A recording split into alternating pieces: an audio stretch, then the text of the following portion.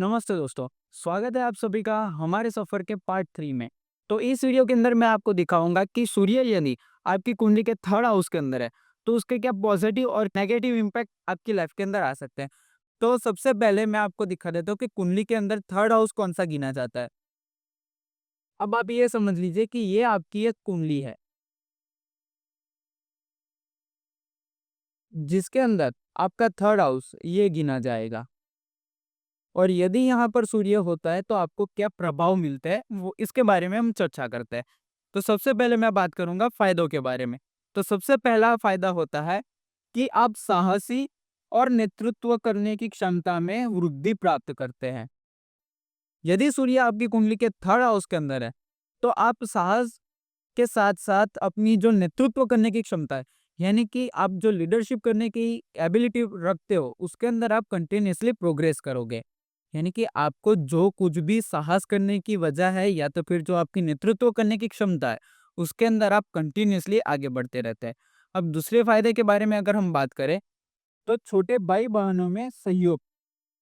यदि सूर्य आपकी कुंडली के थर्ड हाउस के अंदर है, तो आपको ये निश्चिंत हो जाना है कि आपके छोटे भाई-बहनों के साथ आपके वाद-विवाद होंगे। क्योंकि जिस किसी भी व्यक्ति की कुंडली के थर्ड हाउस के अंदर यदि सूर्य विराजमान है, तो आपके छोटे भाई-बहन ऑलवेज़ली आपके लिए सहायरूप यानी कि हेल्पफुल ही साबित होंगे और वो लोग हमेशा आपके लिए खड़े रहेंगे। वो चाहे आपकी कैसी भी परिस्थिति क्यों ना हो, आप चाहे दयनीय परिस्थिति में हो या तो फिर आप बहुत ही अच्छी परिस्थिति में हो। लेकिन छोटे भाई-बहन हैं और सूर्य यदि आपकी कुंडली के थर्ड हाउस के अंदर विराजमान है, तो आपके छोटे भाई-बहन की ओर से आपको पूरा ही सहयोग मिलने वाला है। इसमें कोई चिंता की बात नहीं होती है। उसके आगे संचार और लेखन में कुशलता। यदि सूर्य आपके थर्ड हाउस के अंदर है, तो संचार करने में, लेखन कला में आपकी बहुत ही ज़्यादा निपुणता हो जाती है। यानी कि आप किसी से यदि बात करते हैं, किसी से संवाद करते हैं, तो उसके अंदर भी आपके कुशलता देखने के लिए मिलती है। इसके साथ-साथ यदि आप लिखने का कार्य करते हैं, तो आपकी लिखने की भी कुशलता बहुत ही ज़्यादा अच्छी होती है। अब आप समझें कि बहुत सारे लोग ऐसे होते हैं जो अच्छी तरीके से लिख नहीं सकते या तो फिर बहुत ऐसे लोग होते हैं जो अच्छी तरीके से बात नहीं कर सकते। लेकिन सूर्य यदि आपके थर्ड हाउस के अंदर विराजमान हुआ है, तो आपको निश्चिंत हो जाना है क्योंकि सूर्य आपको लिखने की क्षमता भी देता है और सूर्य आपको बात करने की भी क्षमता देता है।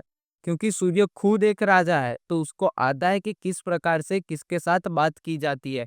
तो इसी वजह से वो आपको संचार करने में बहुत ही ज़्यादा मदद रूप होता है। अब उसके अगले फ़ायदे के बारे में अगर हम बात करें, तो वो यह है कि यात्रा से लाभ। यदि सूर्य आपकी कुंडली के थर्ड हाउस के अंदर विराजमान है और यदि आप यात्रा करने में बहुत ज़्यादा यकीन रखते हैं, तो आपको बेशक वो करनी चाहिए। क्योंकि सूर्य यदि कुंडली के थर्ड हाउस के अंदर विराजमान हो चुका है या तो फिर विराजमान है, तो आपको यात्रा जो भी यात्रा करने वाले हो, उससे बहुत ही ज़्यादा लाभ मिलने वाला है। क्योंकि सूर्य का कार्य यही है कि यदि यात्रा करते हैं, तो उसमें से लाभ होता है। जैसे कि कोई राजा होता है, वो किसी काम से या बिना काम से कहीं पे भी बाहर जाता है अपने राज्य से, तो उसको लाभ ही मिलता है। ऐसे ही सूर्य यदि आपकी कुंडली के थर्ड हाउस के अंदर विराजमान है और आप ट्रैवलिंग करते हैं या तो फिर कोई यात्रा पे जाते हैं, तो आपको उससे लाभ मिलने वाला है। यदि आप कन्फ्यूज़ हो चुके हैं, यदि आपके दिमाग के अंदर डिप्रेशन जैसी चीज़ पनप चुकी है, आपको रास्ता नहीं मिल रहा, आपको आगे क्या करना चाहिए, तो आपको एक छोटी-सी यात्रा पे निकल जाना चाहिए। जिसकी वजह से सूर्य आपके माइंड को क्लियर कर देगा और आपको उससे लाभ मिलेगा। अब आगे के फायदे के बारे में हम बात करें, तो आत्मविश्वास और मानसिक दृढ़ता। अब सूर्य यदि कुंडली के थर्ड हाउस के अंदर होगा, तो आपको टेंशन नहीं लेना है, क्योंकि आपका सेल्फ कॉन्फिडेंस बहुत ही ज़्यादा अच्छा होगा। इसके साथ-साथ आपकी मानसिक दृढ़ता, यानी कि आपका जो निर्णय लेने का डिसीजन पावर है, मानसिक दृढ़ता, आप जो सोचने वाले हो या तो फिर सोचने के बाद अप्लाई करने वाले हो, उसके अंदर आपका पूरा काबू रहने वाला है। क्योंकि सूर्य का काम है हर एक चीज़ को काबू में रखना। तो ये ऐसी चीज़ों की वजह से आपका सेल्फ कॉन्फिडेंस अच्छा रहेगा और आपका जो निर्णय लेने की शक्ति है, यानी कि निर्णय लेने के बाद आपके जो कुछ भी आपने सोचा है कि ये कर लेंगे, वो कर लेंगे, उसमें सूर्य आपकी सहायता करेगा। क्योंकि वो एक राजा है और उसको अच्छे निर्णय और निर्णय के ऊपर कायम रहना बहुत ही ज़्यादा पसंद है। तो जिसकी कुंडली के थर्ड हाउस के अंदर सूर्य विराजमान है, ऐसे व्यक्ति के अंदर आत्मविश्वास बहुत ज़्यादा होगा।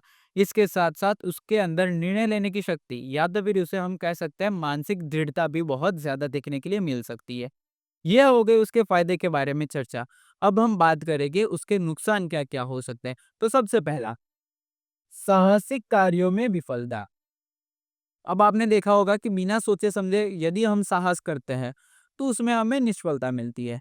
तो ऐसा ही सूर्य का कार्य है। आपको साहस तो दे दिया, लेकिन आप बिना सोचे-समझे यदि कार्य करने के लिए चले गए, तो आपको वहाँ से विफलता मिल सकती है। उसका दूसरा पॉइंट, भाई-बहनों से तनाव।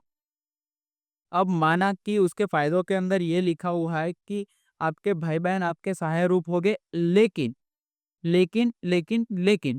आपको ये बात भी ध्यान रखनी है कि यदि इसके बीच में आपका ईगो, आपका अहंकार आ गया, तो यही भाई-बहनों के माध्यम से आपको तनाव भी उत्पन्न हो सकता है, या तो फिर इसी भाई-बहनों के साथ आपको तनाव उत्पन्न हो सकता है। उसके बाद स्वास्थ्य समस्याएँ विशेष रूप से कंधे और हाथों में। यदि सूर्य आपकी कुंडली के थर्ड हाउस के अंदर है, तो आपको ये जान लेना है कि आपके कंधे और आपके हाथ के अंदर थोड़ी-सी तकलीफ रहने वाली है। क्योंकि सूर्य अगर वहाँ पे होगा, तो आपके कंधों पे ज़्यादा बोझ बना रहेगा। उसके बाद के पॉइंट के बारे में हम बात करें, तो अत्यधिक महत्वाकांक्षा से हानि। अत्यधिक महत्वाकांक्षा से हानि, इसका अर्थ यह सीधा-सीधा होता है कि आप किसी से ज़्यादा एक्सपेक्टेशन रखते हैं, या तो फिर आप अपने आप से ही ज़्यादा एक्सपेक्टेशन रखते हैं और उसके ऊपर अगर आप सक्सेसफुल नहीं होते, या तो फिर आपका कोई काम नहीं बनता है, तो उससे आपको दुःख होता है या तो फिर दर्द उत्पन्न होता है। तो अत्यधिक महत्वाकांक्षा से आपको हानि मिल सकती है। तो इसीलिए इसका सबसे बेस्ट सॉल्यूशन यही रहेगा कि आप ज़्यादा एक्सपेक्टेशन मत रखो। आप जो काम कर रहे हैं, उस काम के अंदर ही बिलीव रखो कि आपको ये काम से इतना ही मिल सकता है। यदि आप ज़्यादा एक्सपेक्टेशन रखोगे, तो उससे आपको हानि मिलेगी। उसके बाद का पॉइंट यह है कि निर्णय लेने में जल्दबाज़ी। अब सूर्य माना कि एक राजा है, वो सब कुछ कर सकता है, वो आपको पावर भी दे सकता है, लेकिन आपको कोई भी कार्य जल्दबाजी से नहीं करना है।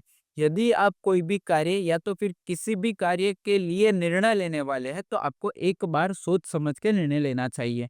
क्योंकि इससे ये होगा कि यदि आप जल्दबाजी से निर्णय लोगे, तो नुकसान आपका ही होने वाला है। क्योंकि कुछ निर्णय ऐसे होते हैं जो आपको बहुत ही ज़्यादा सोच समझ कर लेने चाहिए। लेकिन यदि आप ये नहीं लेते हैं, तो आपको इससे नुकसान ही मिलता है। इसलिए सबसे बेहतर यही रहेगा कि आपको कोई भी कार्य करने से पहले 10 बार सोचना चाहिए, या तो फिर कोई भी निर्णय लेने से पहले आपको 10 बार सोचना चाहिए, फिर ही वो निर्णय लेना चाहिए। अब ये बात हो गई उसके नुकसान की।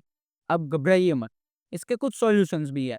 जैसे कि आप कुछ भी वाद-विवाद करें, या तो फिर किसी से बातचीत करें, या किसी को अपना आइडिया शेयर करें, उससे पहले एक बार आप अवश्य सोच लीजिए, ताकि इससे आपका कोई नुकसान ना हो। इसके अलावा आपके घर के अंदर अगर भाई-बहन हैं, छोटे भाई-बहन हैं, बड़े भाई-बहन हैं, तो उनसे प्रेम संबंध बना के रखें, उनसे तनाव उत्पन्न ना करें, जिसकी वजह से वो आगे जाके आपके लिए ही ज़्यादा महत्वपूर्ण रहेंगे। इसके साथ-साथ आखिरी उपाय यह है कि आप ये भी कर सकते हैं कि कोई कार्य कर रहे हैं, या तो फिर आपके दिमाग के अंदर आपने कोई निर्णय लिया है कि ये करने वाले हैं, तो 10 बार उसको पहले सोच लीजिए। या तो ऐसा भी हो सकता है कि आप वो निर्णय जल्दबाजी में लेना ही चाहते हैं, तो आपको एक ही बार उसके बारे में सोचना है कि क्या मिलेगा, क्या नहीं मिलेगा। यदि आपको लगता है कि वो आपके लिए सही है, तो ही आप वो निर्णय लीजिए। धन्यवाद।